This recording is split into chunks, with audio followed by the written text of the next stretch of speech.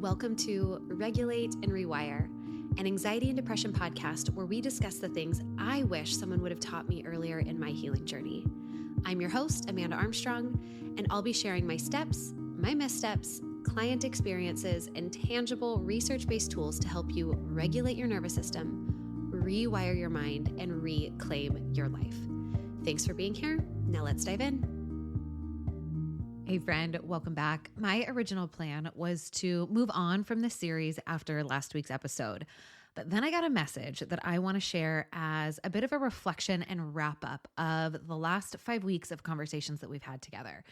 So far, we have talked a lot about the physiology, the science, polyvagal theory, the nervous system ladder, mixed states, parts work, survival responses, the different tools that best support you when you find yourself in each state. But ultimately, this series is about you. It's about your lived experience, about giving language to things that you may have felt for years, but never fully understood.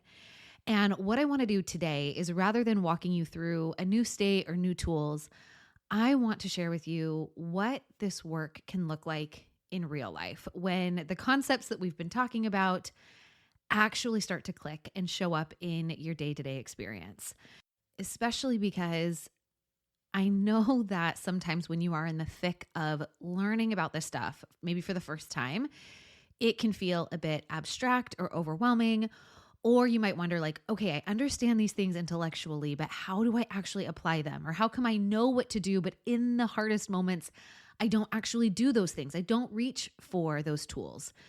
When is this going to start to feel natural versus so forced or intentional? Well, it takes time. And I got a voice message this week from somebody who has been in my world for years. And I think it perfectly captures what it looks like when this nervous system understanding starts to become integrated into your life in a real, more natural, embodied way. So who you're going to hear from in a minute is a woman named Brit. She has been through our one-on-one Restore program. She also is on my team behind the scenes and has helped me with content creation, social media stuff for years. And she sent me this message after listening to the first episode in this series, the one where I more briefly introduced all of the different states and really set the preface for this full series. So with her permission, I am going to share her message exactly as she sent it, because I think it illustrates something really, really important about how this work unfolds over time. So let's listen to what she had to say, and then I'm going to share some reflections on what I think makes her experience such a beautiful example of nervous system healing in real life, in action, in the real world. I am just reading through this week's podcast transcript, explaining the states, and, I've been in your world for many years at this point, and I feel like this podcast episode, as they all do, just explains these 3 states so well that I'm just sitting here reflecting wow, this is so resonant, and it just clicks. I mean, I understand and I've gotten it and grasped all the concepts previously, but over just the last few months, I would say I've really noticed these things in my life, or noticed the the nervous system training that I've been low-key doing for the last handful of years through working with you. Just really playing out in my life and understanding how it works. For example, when we were traveling last week, I was just completely overwhelmed and overstimulated and all the things.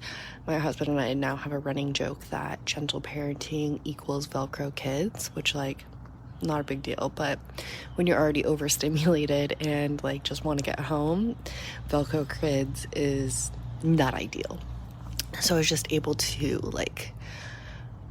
put some of these tools to work. Like when we were sitting in the airport and we just kept getting delayed and delayed and delayed, I kept getting activated. And like, while my previous response would have been like, oh, just go get a glass of wine and relax, instead this time it was, I'm just gonna go walk through the terminal. Like, I have my phone. If you need me, I'm around, but I cannot just sit here and like let this like anxiety or whatever build in my body, because I will just continue to be more and more disconnected and frustrated and survival mode-y and snapping at my kids.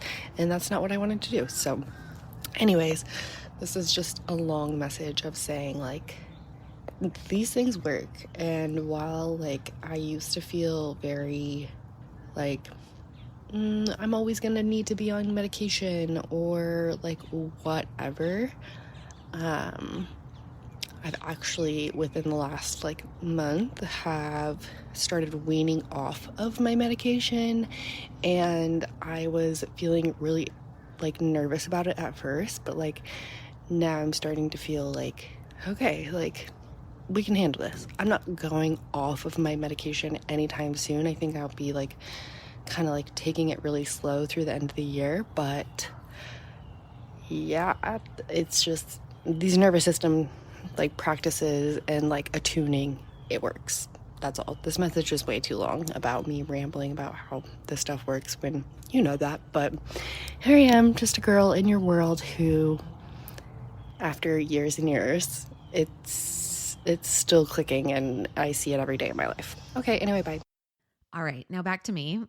I love that message so much. And there are several things about Brit's experience that I think perfectly capture what this work looks like when it starts to become integrated into your everyday life.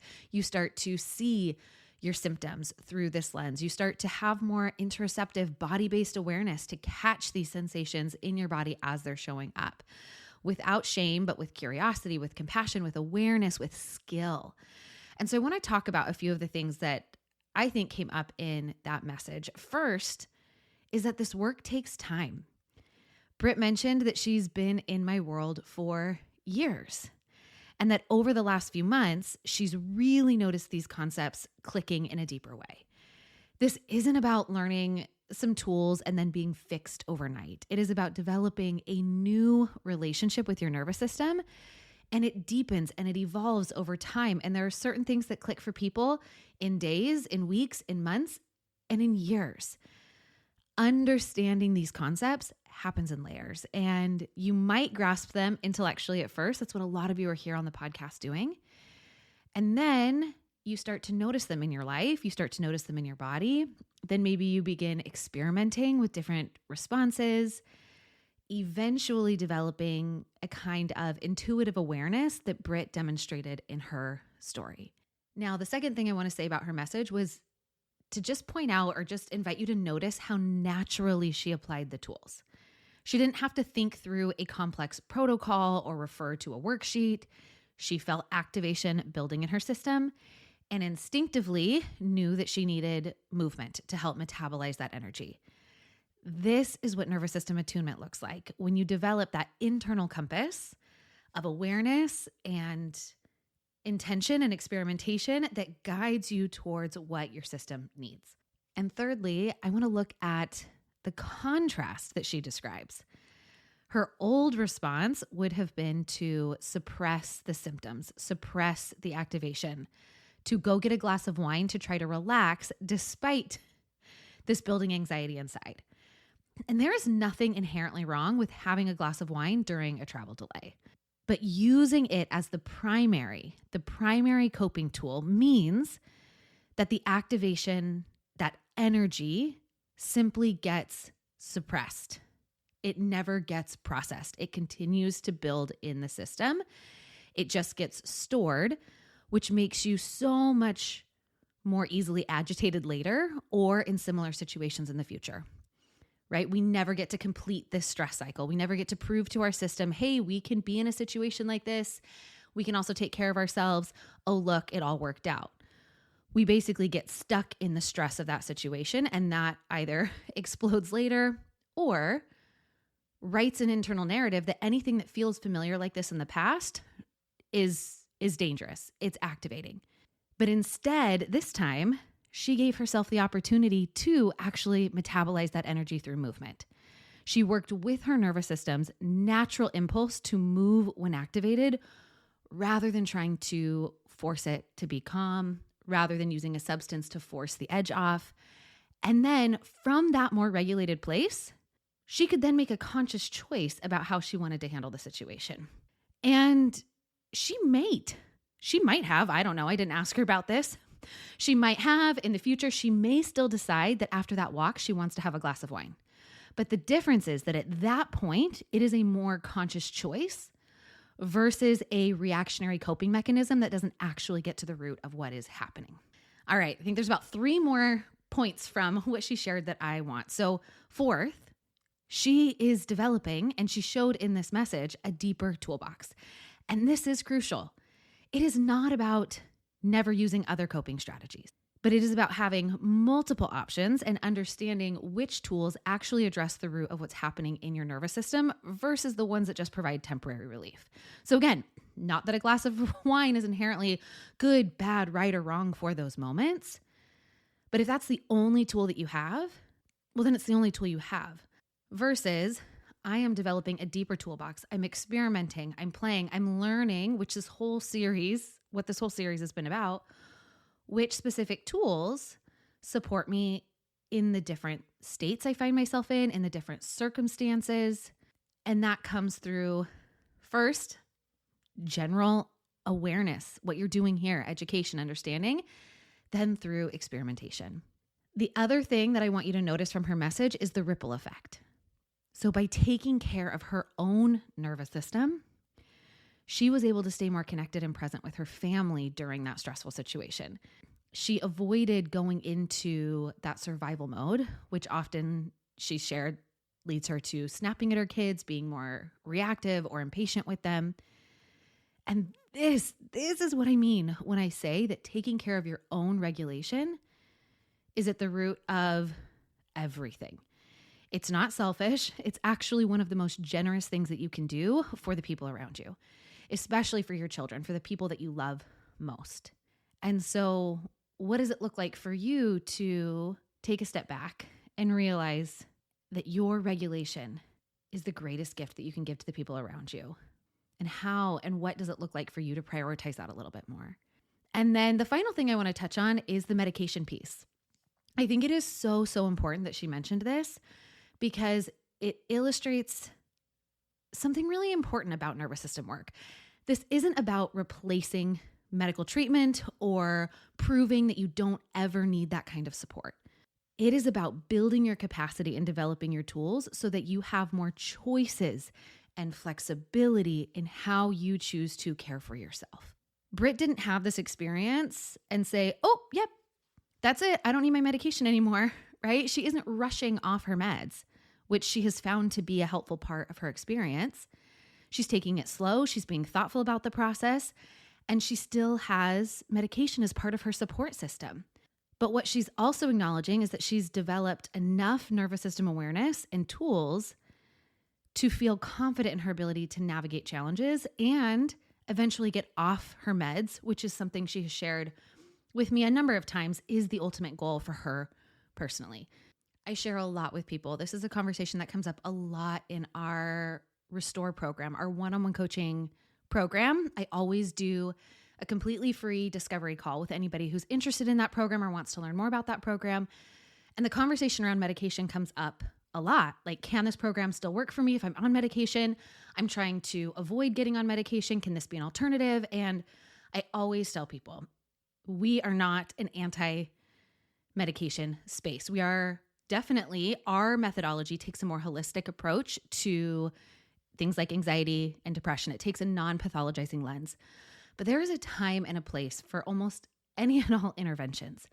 Medication has a time and a place, especially if you are feeling so overwhelmed, so overrun by your symptoms that you have zero capacity to take any other action to decrease the stress load in your stress bucket or learn or practice these tools, or the tiniest thing in your life can throw you off.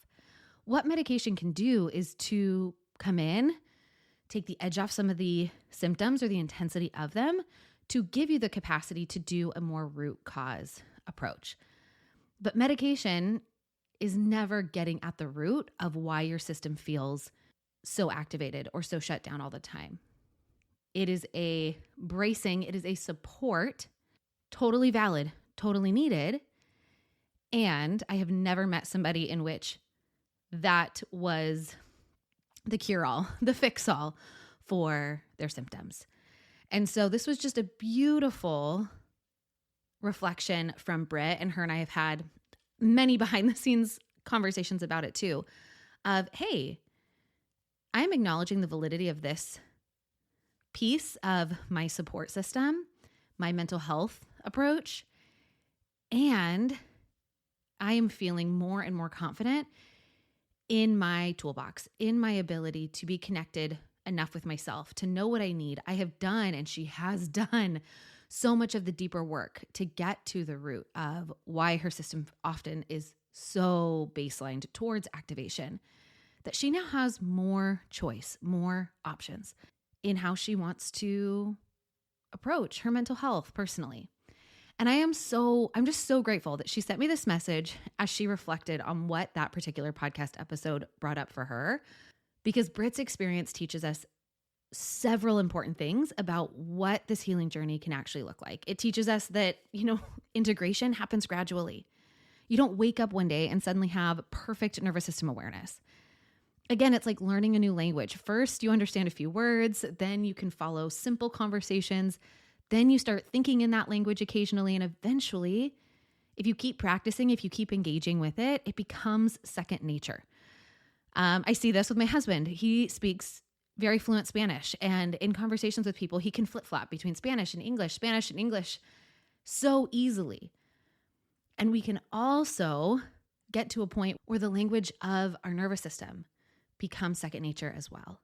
What this teaches us is also that real life application is messy and imperfect. Again, I want to point out that in Brit's story, it wasn't about having a perfect, calm response to a travel day. She still got activated. She still felt overwhelmed. She still felt overstimulated. The difference is that she recognized what was happening and had the tools to work with it. What she shared also teaches us that the goal isn't to never feel difficult emotions or nervous system activation. Travel delays, especially with kids, can be so stressful. I have had a few of those recently with my own kids. Having Velcro kids, as she called it, when you are already overstimulated is genuinely challenging. The goal is not to become some robot or Zen master who never gets activated. The goal is to develop the awareness and tools to navigate activation when it happens. One of the things that we hear the most often, again, usually from individuals in the membership or in those discovery calls, is therapy has been wildly helpful for me. It helped me understand why I was struggling, but it's not helping me figure out the what to do about it. What tools can I use in the moment? What big thing needs to change about my life? They aren't doing stress bucket assessments very often. There's not a lot of somatics, especially in traditional CBT.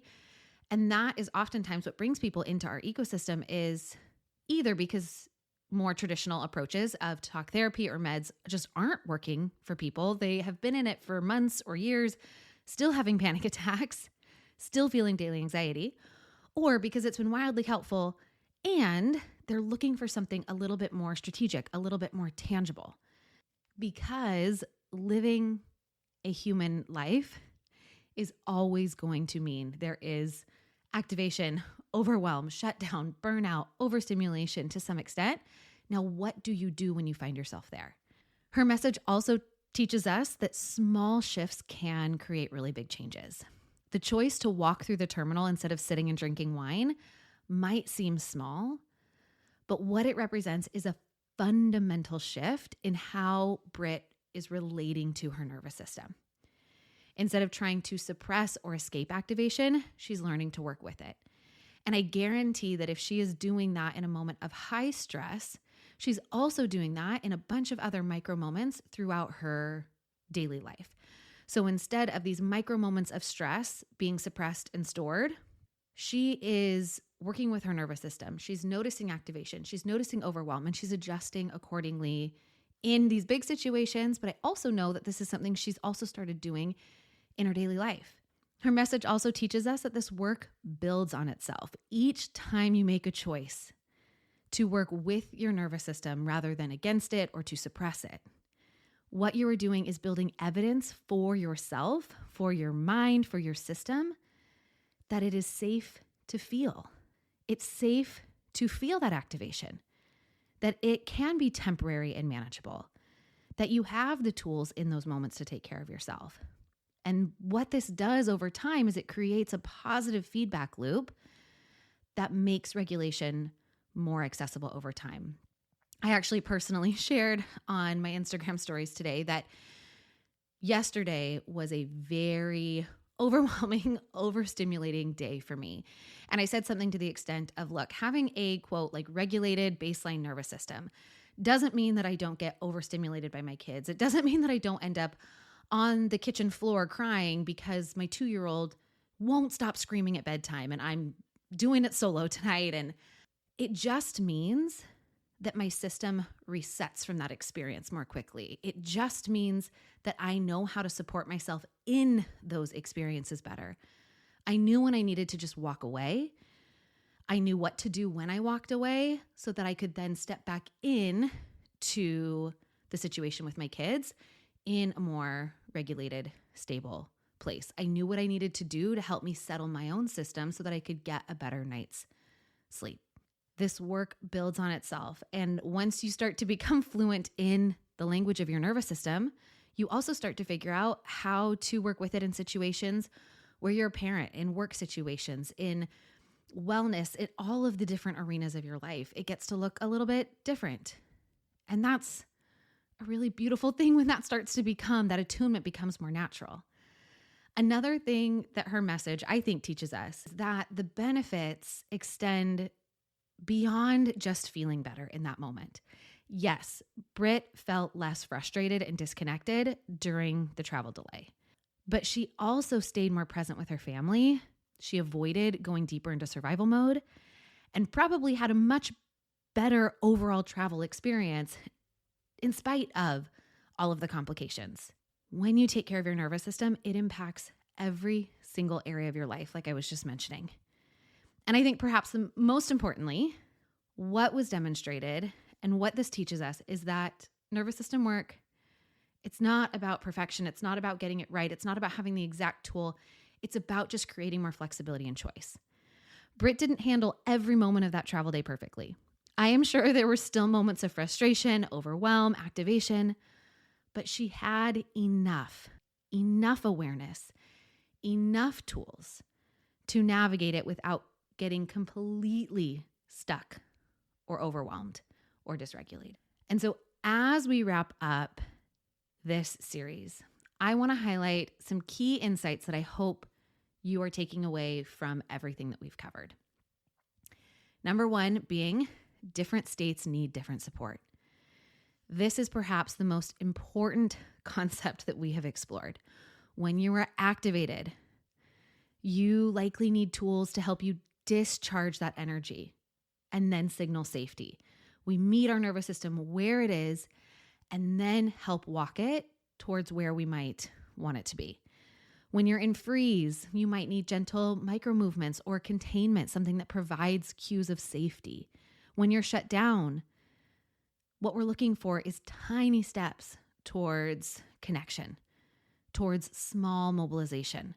And then when you're regulated, what are the practices? What are the things that you can do to help you savor and maintain that state? And one of the second big takeaways from this entire series is that your nervous system responses make sense. Every state we've talked about, activation, freeze, shut down, these are all intelligent adaptations.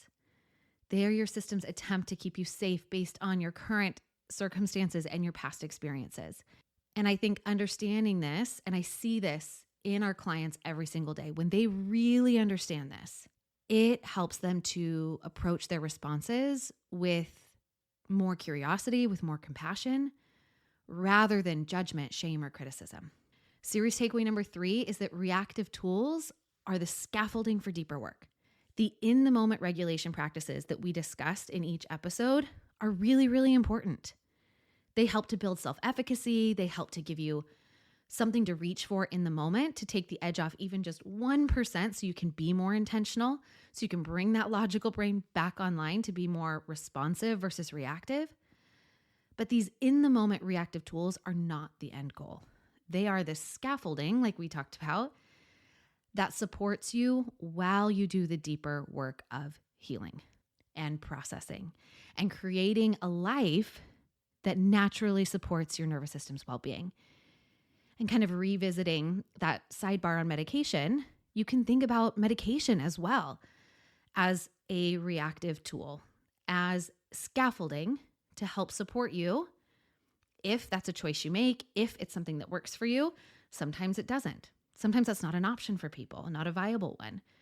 But if it is, thinking about that as the scaffolding to support you in getting to the root, getting to the heart of what your nervous system is saying is too much or misaligned. And a fourth takeaway from this series is that integration takes time, and that's normal. Brit's message is such a beautiful reminder that this work unfolds over years, in small ways, probably in weeks or months, but it takes time. And so often people feel like as soon as they learn the tools, they should be able to apply the tools and everything should start to get better. And it just takes time. And it sometimes might feel like a few steps back before you take a few steps forward, because you might understand concepts intellectually long before you're able to apply them naturally in stressful situations, because you have to build familiarity around this. You got to learn the language and be patient with yourself. Trust the process. I know those are so cliche, but this is why I am always really, really candid with folks who book discovery calls to learn more about Restore. Because two things are true. Number one, our clients see an average symptom reduction of 38% over the course of that 16-week program. One of the things that program includes is a pre and a post symptoms assessment. And over the last few years of data, since we started collecting that, what we see is an average symptom reduction of 38% in 16 weeks. So you can see measurable change. You can start to learn this language and reach for those tools and have more confidence and less intensity in your anxiety and depression symptoms in just a few months. But what I'm really transparent about in those discovery calls is letting people know, look, you will not be anxiety or depression, activation or shutdown free in 4 months. And anybody who promises you that is just trying to make a sale. It's inhuman to make a promise that you are not going to experience these things. Again, being a pesky human in a pesky human world. But what our program does really, really well, and what you will leave that program with, is the scaffolding. You will have a radically new way of understanding and engaging with your healing. And the fifth and final takeaway that I want to talk about with this series is that this work is about flexibility and choice. Again, reiterating, the goal is not to never feel activated, to never get triggered, or to always have a perfect response in those moments. The goal is to develop more awareness of your unique patterns, to develop a toolkit full of tools that work with your unique nervous system in the situations and circumstances that you uniquely find yourself in throughout your life, so that you have choices in how you want to respond in those moments. All right. I know we've done a lot of lists. We've done the list of things that I wanted to reflect on from her message, the list of things that I think we learned from her message, the 5 big summary takeaways from this whole series. And as always, we are going to just neatly wrap up today's specific conversation and the series with just 3 simple takeaways. Number 1 is to trust your own experience and be patient with your timeline. Number 2, start where you are. Start where you are and remember that setbacks are part of the process. And number 3, the goal is flexibility and choice. The goal is not to eliminate our difficult experiences. The goal is not to become inhuman or robotic or some happy-go-lucky sit on a mountaintop guru. It is actually to make us more deeply human, to give you the capacity to be more deeply in things that feel overwhelming or frustrating or anger-inducing or grief without becoming overwhelmed by them. Every single one of those emotions has a message. Every single one of our symptoms has a message, has a purpose. And when we feel like we can't have those experiences without them being overwhelming, we miss the messages. So much of learning the language of your nervous system, learning how to meet yourself there, using the scaffolding so that you can do some of that deeper work is so that you can actually feel more deeply, live more deeply without being overwhelmed by those experiences. And if I were to just add a fourth, it is to put a plug in for you to consider getting support if you don't already have that. While you can absolutely begin this work on your own, we all live and heal with our own blind spots. And it can be so powerful to work with trauma-informed therapists, coaches, or other practitioners who understand the role that the nervous system plays in your healing. Having support also makes this journey feel less overwhelming and can help you navigate the more complex aspects of this work. That's one of the number one things that we hear is, I just don't want to figure it out on my own anymore. I just need somebody to help hold my hand and walk me through and help me figure out what is resonant with my nervous system, what's in my stress bucket, what can go, what can't. So a big thank you. Thank you for joining me for this series on the different nervous system states. Thank you for being here week after week after week in this podcast. If this series resonated with you, I would love to hear about it. Tag me on Instagram, send me a message, leave a review. And as always, if you want to take this work deeper, we are always here with free resources, coaching, community to walk alongside you in this journey. And you can find a list and links to all of those things in the show notes. All right, friend, I hope to hear from some of you truly and deeply. And until next week, I am sending hope and healing your way. Thanks for listening to another episode of the Regulate and Rewire podcast. If you enjoyed what you heard today, please subscribe and leave a 5-star review to help us get these powerful tools out to even more people who need them. And if you yourself are looking for more personalized support in applying what you've learned today, consider joining me inside Rise, my monthly mental health membership and nervous system healing space, or apply for our one-on-one anxiety and depression coaching program, Restore. I've shared a link for more information to both in the show notes. Again, thanks so much for being here, and I'll see you next time.